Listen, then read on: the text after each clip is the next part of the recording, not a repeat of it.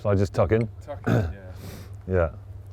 Well, this whole thing started, and the first moment I sat down to eat a meal of food that I'd grown changed my life. That should be the first thing that we do at school. And actually that is even more satisfying because this is now much bigger than me and this farm. So this farm is part of a community of about 50 farmers called Wild Farmed. We're all growing in these biodiverse ways, trying to farm in nature's image, putting soil health first, and we're taking the grains that come out of that, turning that into flour, and selling it to people who want to support that movement. At the moment, food coming from systems based around soil health is expensive and there's not much of it. But the problem there is that you say it's expensive, but actually the conventional food system is cheap in the supermarket, but it's actually costing us a fortune. If you look what it costs us in terms of like health costs, environmental costs, wildlife costs, it's costing us a fortune. In fact, one estimate done by the government recently put that number at £68 billion a year, which to make it sort of more imaginable is about 1,200 quid per adult in the UK every year.